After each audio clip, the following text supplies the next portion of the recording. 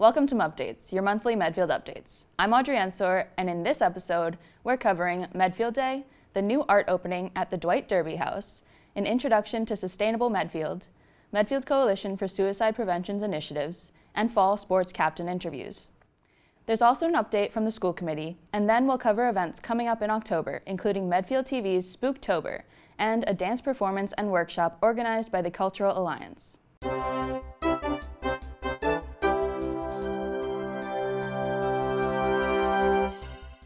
Medfield Day was held on Saturday, September 25th. Here is a recap video from the event.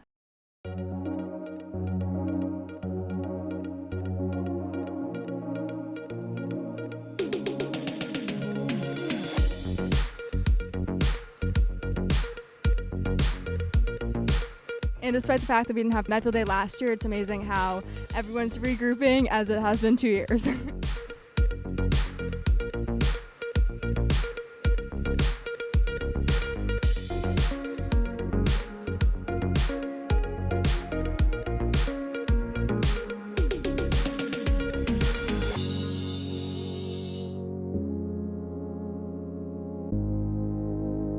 We wanted to get these folks together today. This is to support all the historic buildings in Medfield with the main objective to bring history back to Medfield.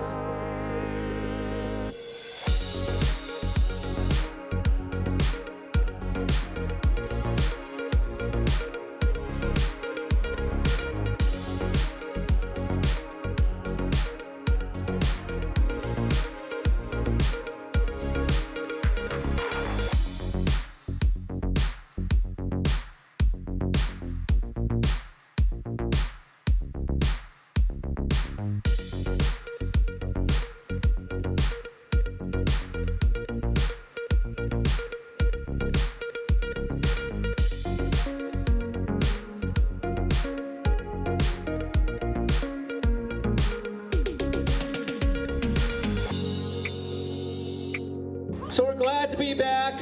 A year hiatus. We all missed it.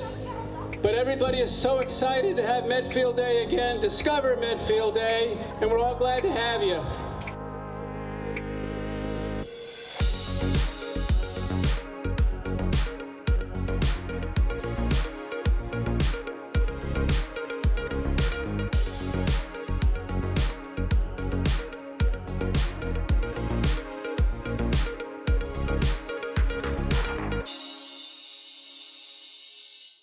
Be on the lookout for an episode of What the Youth, where Maddie and Linnea give a tour of Medfield Day and interview people at the event. The Dwight Derby House had an art opening on September 24th with artist Phoebe Legere. The exhibit will be open Saturdays and Sundays in October from 12 to 5 p.m. free of charge. My name is Phoebe Legere. I was born in Massachusetts, quite close to Medfield. I was deeply honored to be chosen one of the Medfield Artists in Residence in 2020. And my project was to document the wetlands and the Charles River restoration that is going on here in Medfield. And at the same time, I'm celebrating the amazing history of Medfield. Walt Disney called Medfield Hometown USA, and that's why he set the famous Flubber movies here in Medfield. So that's why I'm calling my show Journey to the Heart of Hometown, because I talked with the town historians, I went everywhere, I met hundreds of people and I heard their stories, and I boiled it all down to this show, Journey to the Heart of Hometown, the art of the Charles River wetlands. All of these paintings, all proceeds go to fund my Foundation for New American Art, which is a charity that I founded to bring free art and music to the children of low-income communities. In New York, they stopped giving art and music in the schools. I feel that art and music saved my life, and it continues to save my life every single day. And I can teach the kids coding, I teach them math and science using art and music, but I so believe in the healing power of art and music. So please learn more about my foundation, foundationfornewamericanart.org, Every sale of a painting goes to bring free art and music to those kids, and everything is totally 100% tax deductible.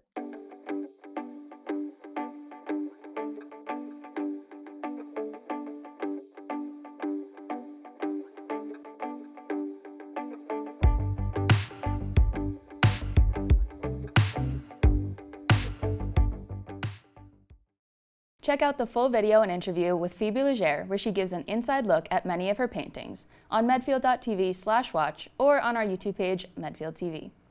Next up, Sustainable Medfield recently joined us to talk more about their mission and introduce the group to Medfield.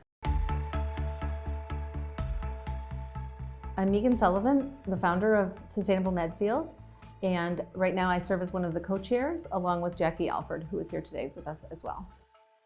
Hi, I'm Jackie Alford, and as Megan said, I'm a part of the leadership team with her for Sustainable Medfield. Our goal is to be a one-stop resource that's comprehensive, accessible, robust, reliable for people in Medfield, both groups and individuals, to come together to learn more about the environment so they can take action.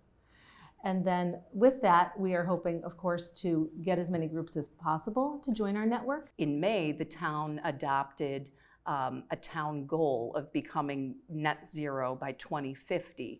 And so now this work is more important than ever. So we're confident that together we can make these changes, but Sustainable Medfield is a resource for the exchange of ideas and opportunities. Sustainable Medfield has two focuses right now. We have the first one, which is where we started, was to bring groups together. And we love to do that. And as Jackie said, we do that quarterly. So we come together and every group has the opportunity then to share about what they're up to with regards to sustainability.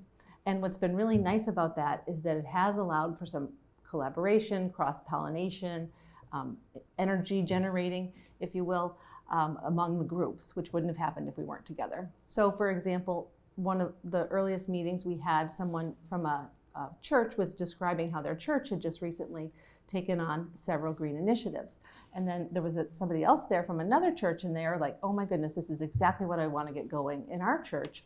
How did you do it? What resources did you have? And they were able to share resources and collaborate. We have both a website and a Facebook page that are very easy to locate. They're simply the name of our organizations, Sustainable Medfield. So the website is sustainablemedfield.org.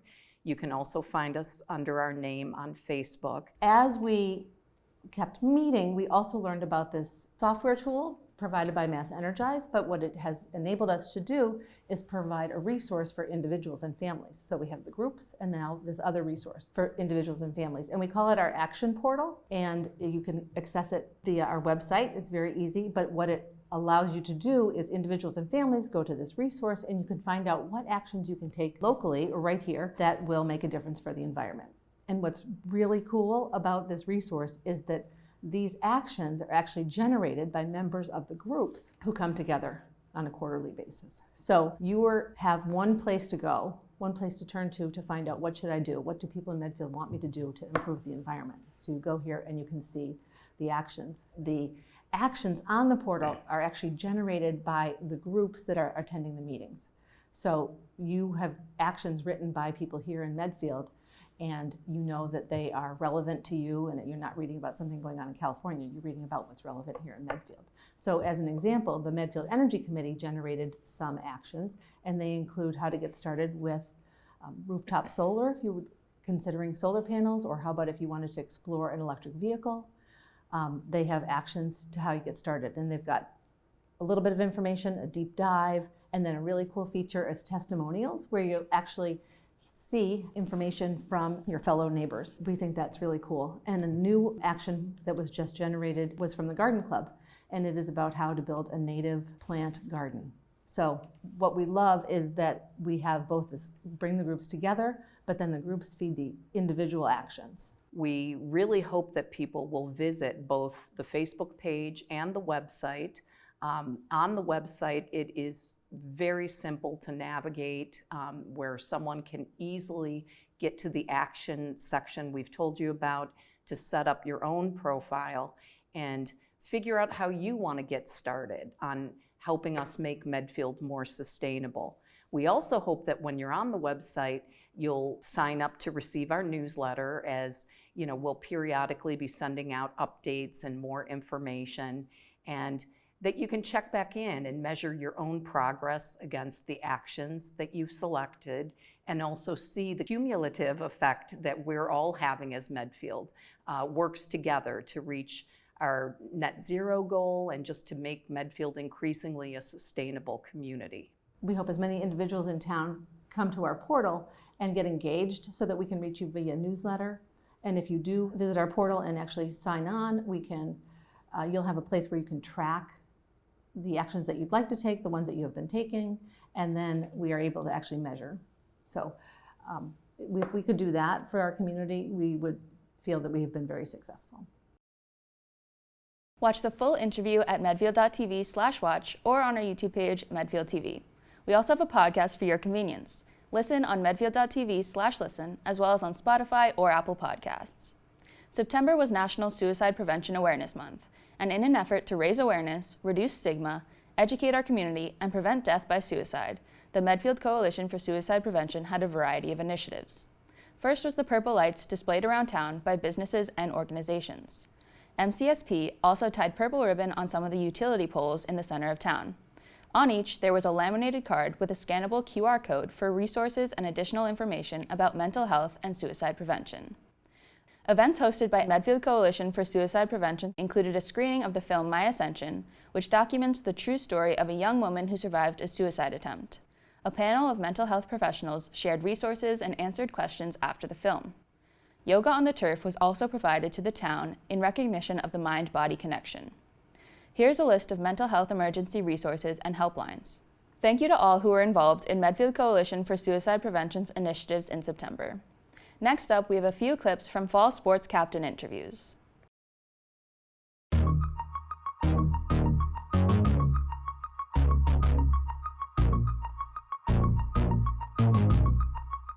Hi, my name is Ava Boudreau. My name is Rachel Perry. My name is Ellie Langton, and we're the volleyball captains for the 2021 season. My favorite thing about volleyball is definitely the community that we've built. I can trust anyone on the team. I love all of them. We've definitely built it up. I've made some of my closest friends through the volleyball program.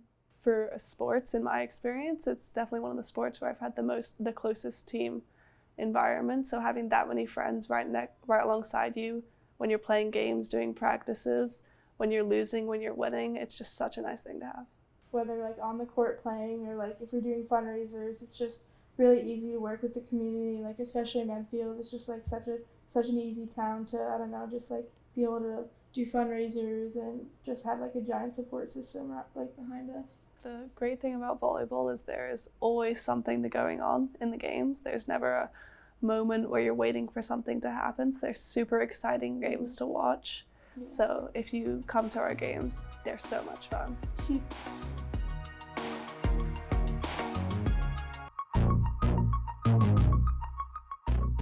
I'm Cole Cloney. I play for Medfield football.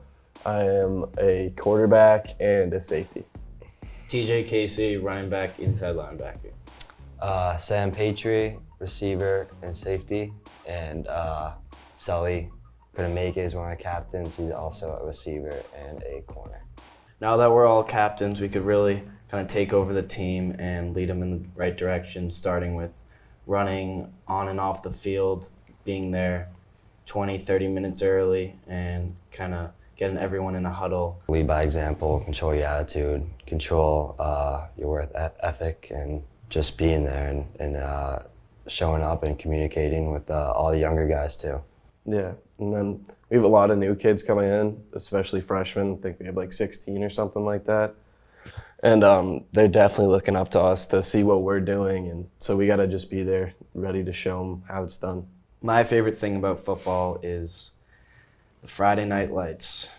Walking down on the pavement right before you hit the field, take a look up at the stands, and you see every single fan there that's just packing the stands. You're looking up, they're all cheering for you. Then you run onto that field, and it's like no other feeling. There's no other feeling than that. I think you can't get any better than that in high school. Yeah. there's no other sport like football. We're ready. Yeah. Ready for the season. Come support the boys. I'm Siobhan Conley, and we are the cross-country captains for this season. I'm Kayla Panciaco. I'm Emma Bannister. Cross-country is like a really painful and like tough sport, and the whole team, we just push each other to do our best, and when we go through like the course, like up the hill, like we all become closer and stronger together.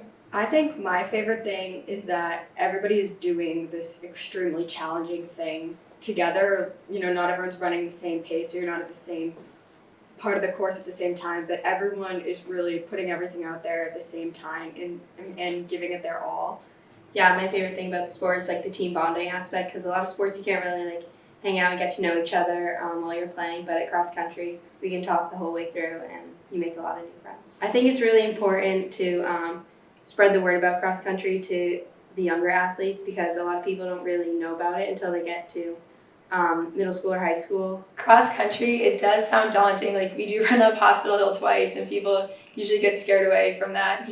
But it really is such a good sport, and if you really want to get to know people, have a good time, get in shape, it's really a great time, and you can honestly find something that you're going to be passionate about for the rest of your life and get really good. You never know. Running is something you can do for your whole life, and it's not just something that is going to end after high school. It's you're going to meet people and you're going to like get to go places and do things and really push yourself in something that can last for a really long time. And I know personally I've gotten a lot of joy out of it, and I've made a lot of really amazing relationships, and I hope other people can see, and like we can encourage people to kind of see that, like, you know, this really is, it's not just about it going out and running and it being hard. Like there's a lot of fun that comes with it too. If you're looking for a great team with great people and a great time, join cross country. Yeah, you get in like the best shape of your life. Yeah.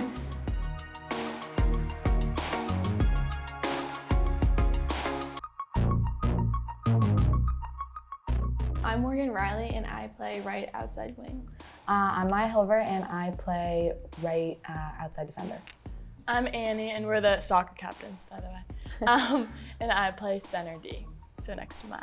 One main goal we all have is just be TBL champs. And that's a pretty obvious Yeah, one. pretty obvious one. And then personal goals for our team would just be to like keep a positive attitude throughout the season, and then also we were just talking about this, to keep our fitness up throughout the season. So Yeah. That's one. Yeah, and also team chemistry is a big thing. I think last year one of the reasons we were so successful was our team is so close, and it's just like one big friend group, and we hope to continue that this year and hopefully have the same success. The traditions make MedSoc what it is. Like just little things, like you have a handshake buddy that you do a handshake with before the game, or like we have a pregame speech, and we have little like cheers that we do at certain times, and like specific things that everyone does. And I'm not going to touch on all of them because a lot of them are sacred to MedSoc, but it definitely makes it special, and it makes it so that you feel like it's more than just a team. It's a family, and it's a I don't know. I don't want to say cult because that seems kind of weird. we get compared to a cult sometimes. The amount of girls who like come back who have graduated and like interact with MedSoc, like girls who are like 3-4 years out of high school but still will like come to tryouts to say hi to coach or stuff like that, just I think proves just like how special MedSoc is. Yeah. We were undefeated last year. We're planning on going undefeated again, and we're going to get all the way to states. So come watch us, come support us. And if you're younger and you want to be a part of the program before you can even play, be a ball girl, or come. We have raffles. You can be a captain for the day, stuff like that. But getting involved now just makes it so much better when you finally get to the varsity level.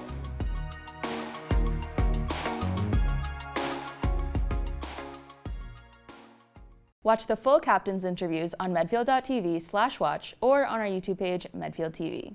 Now we have an update from the school committee. I am Jessica Riley, and I am the chair of the Medfield School Committee. And about once a month, I do an update around the schools.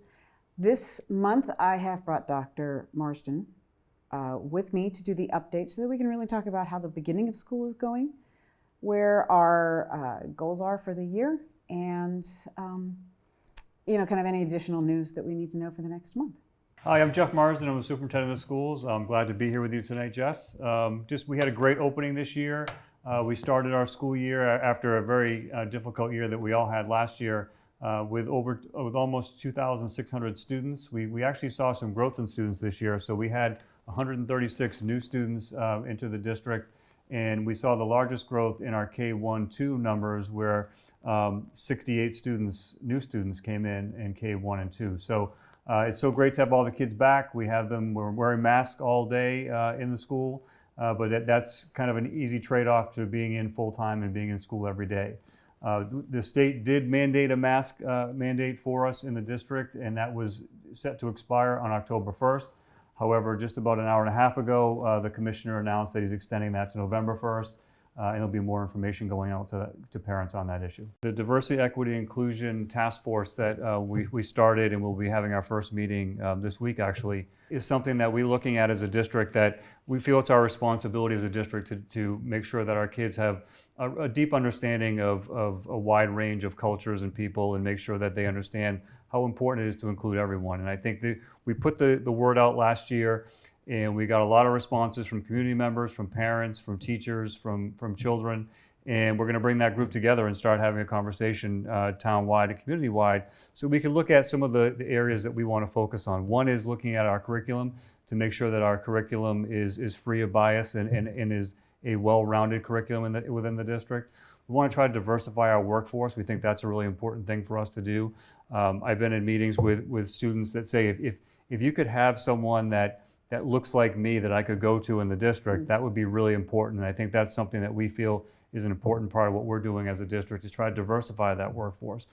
And I think just looking at training and workshops for both the community and for our teachers, I think that's a really important piece of the DEI task force as well. So that kicks off in September. We'll be meeting monthly, and we'll be providing updates at school committee meetings, and certainly getting things out to the public as well. It seems that it's almost impossible to think this, but we have a strategic plan called Medfield 2021. 2021, right. And about 6 years ago, we started working on that, and we enacted it in 2017. Mm-hmm. And it is 5 years later, which just is astounding to me. But what's also really amazing is if I look back at our goals that we had then, and thinking about what we build and what we might put forth, I think about how much our community conversations have changed and shifted. And I also think, even though almost 2 years of that period of time was in this international crisis and continues to be, the goals and the things that we can look at and say, wow, we did that and now we can move on. Really amazing. So I'm looking forward to us really bringing those community conversations back together again and focusing on where we want to be 5 years from now.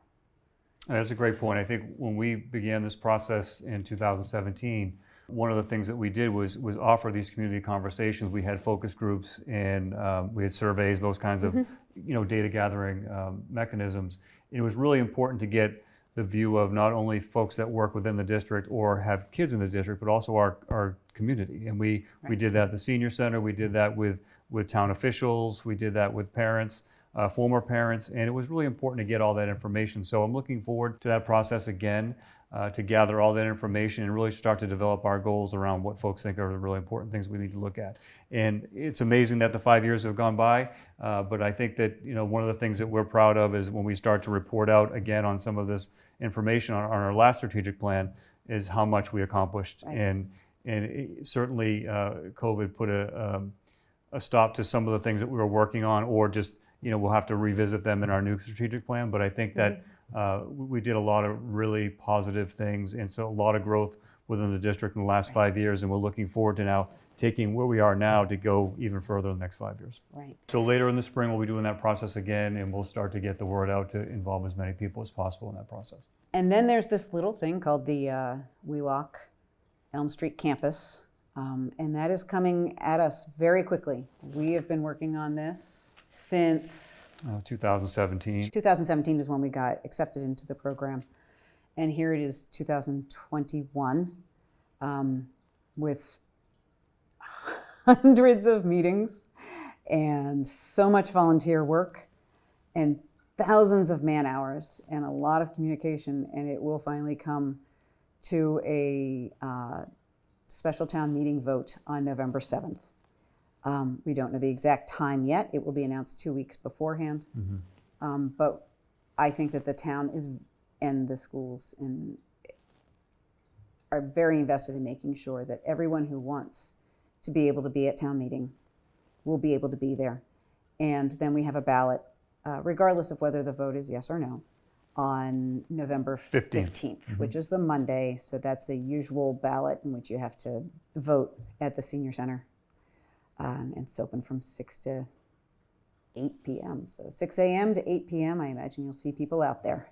All right, thank you so much. And as always, if you have questions, please feel free to email Dr. Marston at jmarston@email.medfield.net or the full school committee at scchair@email.medfield.net.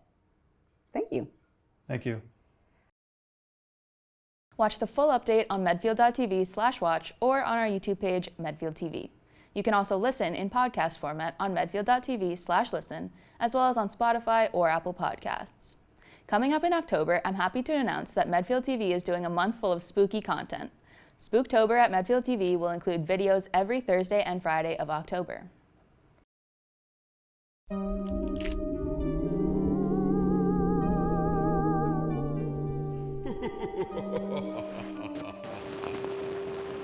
For Halloween this year, we as a staff have decided not to do an in-person event, but we are doing a month full of spooky content. So exciting. And we've reached out to community members and groups and organizations to work with us. Oh, Whoa, look at that graphic. All the Spooktober content will be in a playlist right on the front of our YouTube page, so check that out. I'm excited. I love Halloween. I love that we're doing Halloween themed videos.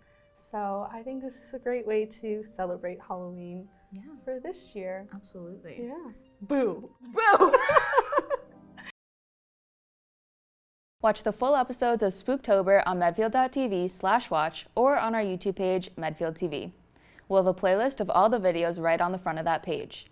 For episodes that are able to be posted as just audio, listen on medfield.tv/listen, as well as on Spotify or Apple Podcasts.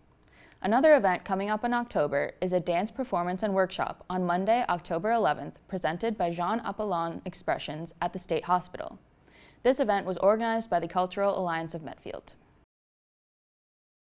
As soon as I walked in here and heard about the story being like a mental health hospital here, and there were so many other stories about this land, and I felt like, wow, this is very parallel to the story that myself and my dance company, Jean Appolon Expressions, we are trying to tell, because it's the story about trauma, but it's a story about how we can recover and how we can really build ourselves better through movement and through dance and through community, how we can really build ourselves back to do better things. And the way we can really rebuild ourselves and connect ourselves with each other is through movement and through dance. And that's just why when we came here, we felt like, whoa, this is magical. The energy that we were feeling and this,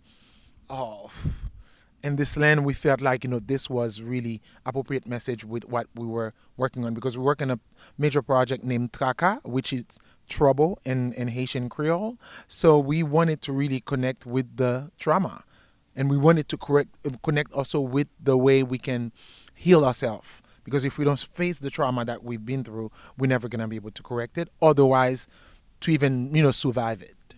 Monday, October 11th, at 4 o'clock, please come and meet us. The stage is already behind me. The chapel is standing strong. So please come in and bring a mat, bring food, whatever you want also to just feel relaxed. So thank you again for being here. Watch the full interview with Jean Appolon on medfield.tv/watch or on our YouTube page, Medfield TV. To stay up to date with all things Medfield, be sure to like Medfield TV on Facebook and follow us on Twitter and Instagram at Medfield TV. Lastly, don't forget to tune in to our cable stations, channels 8, 12, and 22 on Comcast, and channels 36, 45, and 47 on Verizon. That's it for the September 2021 episode. See you next month for another episode of Mupdates, your monthly Medfield updates.